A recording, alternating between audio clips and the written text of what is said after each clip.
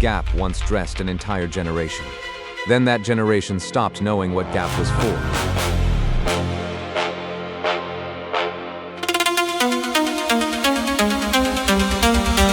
If you bought khakis in the 1990s, Gap did not need explaining. The pictures were spare, the clothes were familiar, and the promise was simple: useful American style at a price ordinary people could reach. Today, Gap is courting longtime customers and a new generation at the same time. Current campaigns look confident again, but a good campaign cannot answer the harder question by itself. When did a clear customer relationship become uncertain? Here is the measure that makes this more than a nostalgia story. Gap Inc.'s fiscal 2025 filing reports Gap Global comparable sales up 6% after a 4% rise in fiscal 2024. We will trace what was lost, what management changed, and what those numbers still cannot prove. The story begins in 1969. Don and Doris Fisher opened the first Gap store in San Francisco after Don struggled to find jeans that fit. The business idea was practical before it was fashionable. Put a broad range of sizes in one place and make buying denim easier. That usefulness became a form of trust. Customers did not need a fashion education before entering the shop.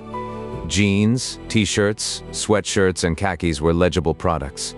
The choice was wide enough to feel personal, but narrow enough that the store still made sense.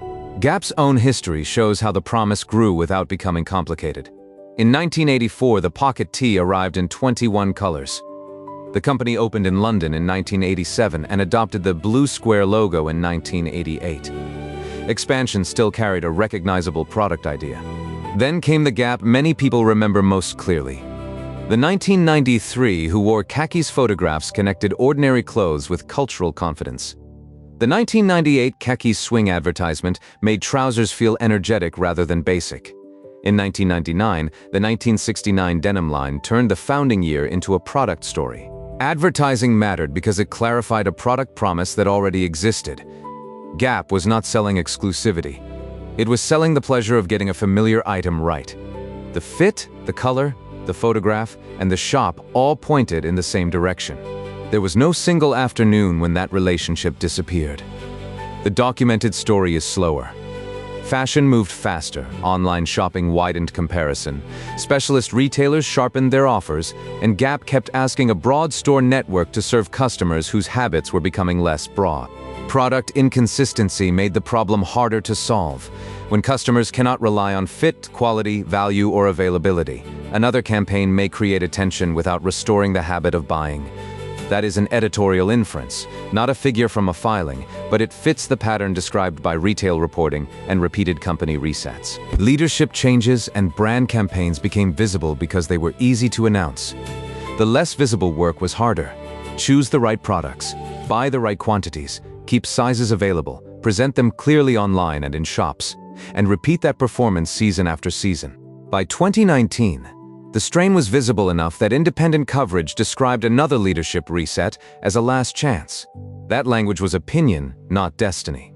What mattered underneath it was that Gap had become a company repeatedly explaining its relevance instead of letting consistent products demonstrate it.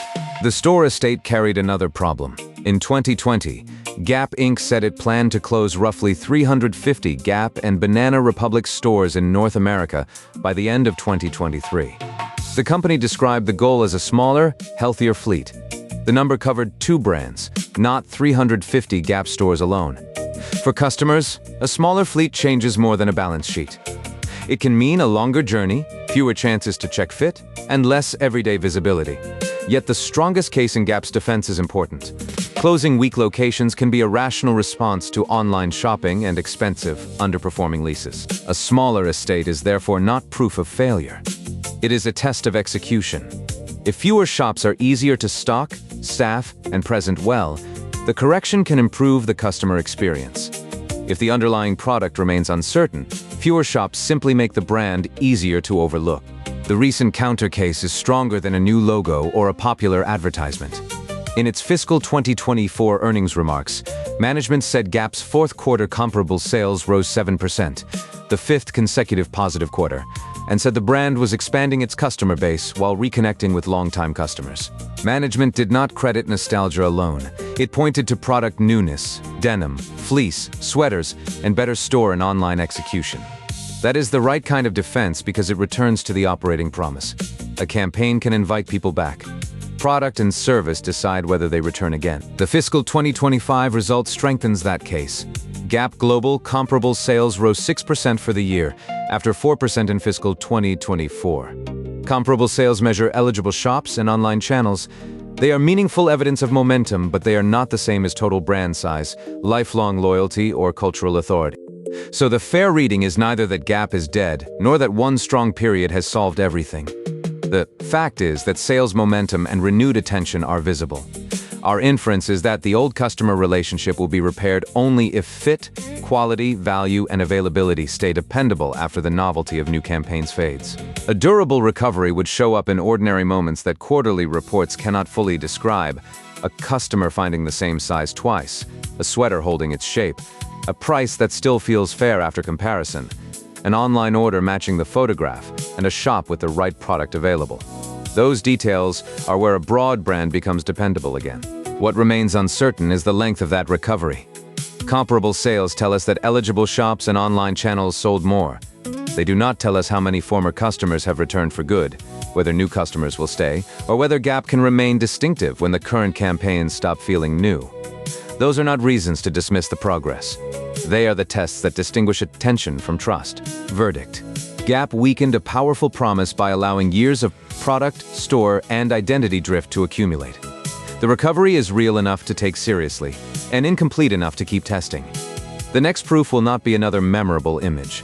It will be whether customers can rely on the clothes when the campaign is no longer new. If this helped you understand what changed, subscribe for evidence-led verdicts on the brands you know.